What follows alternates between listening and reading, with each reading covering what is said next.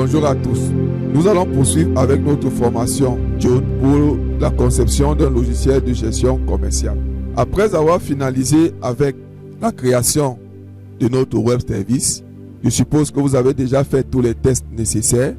Nous allons poursuivre avec la troisième phase de notre projet, qui est le développement mobile. Et nous ferons ce développement mobile avec WinDev Mobile, ce qui va nous introduire directement dans le module 6 de notre programme de formation architecture mobile. Bienvenue donc dans ce module 6 de la formation John. C'est un module extrêmement important parce que ici, on ne va pas juste coder. On va apprendre à structurer une application mobile comme un professionnel. Retenez bien ceci. Un bon développeur écrit du code qui marche. Un excellent développeur écrit du code qu'il peut maintenir dans 6 mois. Avant même de parler d'API ou de fonctionnalité, on doit parler d'organisation. Parce que une mauvaise architecture va créer des bugs et du stress parce qu'on ne saura même pas ce qui ne marche pas en réalité. Nous allons adopter une architecture de couches. Donc voici l'architecture. Elle est composée de 4 couches. La couche UI, la couche service, la couche API, la couche modèle. Chaque couche a un rôle précis et surtout, elles ne doivent jamais se mélanger entre elles. Parlons de la couche UI. C'est ce que l'utilisateur voit. Les fenêtres, les champs, les boutons et ainsi de suite. La règle importante ici, on ne met pas de logique métier dans les champs. On ne fait pas appel à l'API ici. La couche UI sert uniquement à afficher et à déclencher des actions. C'est notre règle d'or. Allons à la couche service. Maintenant, on passe au cerveau de l'application. La couche service contient toute la logique métier.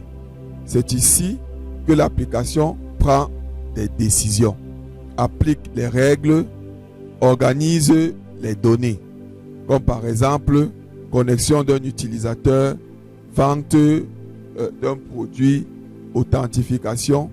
C'est cette couche qui fait la différence entre un développeur junior et un développeur professionnel. Ici, vous voyez un exemple simple de service. La fenêtre ne parle pas directement à l'API. Elle passe par le service.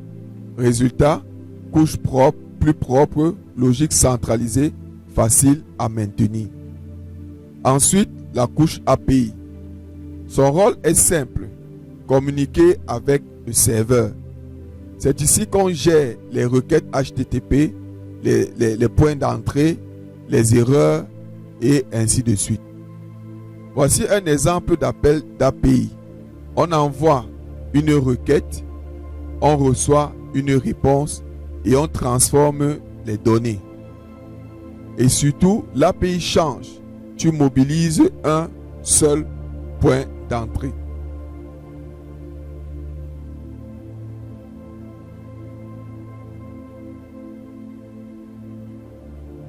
Dernière couche, les modèles.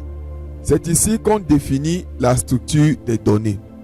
Par exemple, utilisateur, les produits, les ventes et ainsi de suite.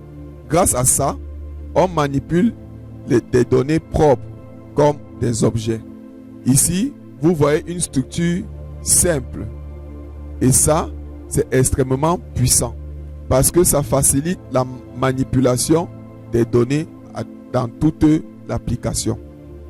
Maintenant qu'on a vu l'architecture, on passe à la pratique, la connexion à une API. L'étape 1 consiste à centraliser les appels API.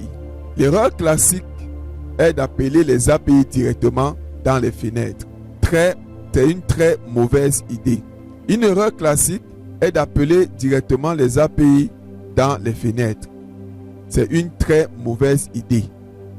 Nous, on centralise tout dans une classe API client. Une API peut tomber, mais ton application ne doit jamais tomber avec elle.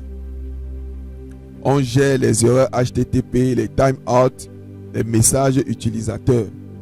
On ne montre jamais une erreur technique à l'utilisateur. Quand l'application renvoie du JSON, il faut le transformer en données utilisables. C'est ce qu'on appelle la sérialisation ou la désérialisation. Une application lente, c'est une application supprimée. Donc ici, on optimise. Appel asynchrone, chargement intelligent, cache local.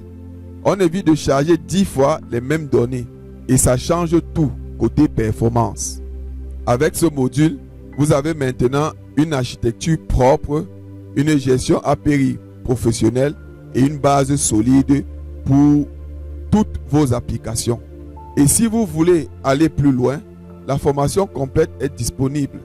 Coder une application, c'est bien, mais construire une architecture, c'est ce qui fait de vous un vrai développeur. Nous allons maintenant passer à Windev Mobile pour mettre toute cette architecture en place. Merci d'avoir suivi cette vidéo. Ne manquez pas de liker, de commenter et surtout de vous inscrire pour ne rien rater de notre formation.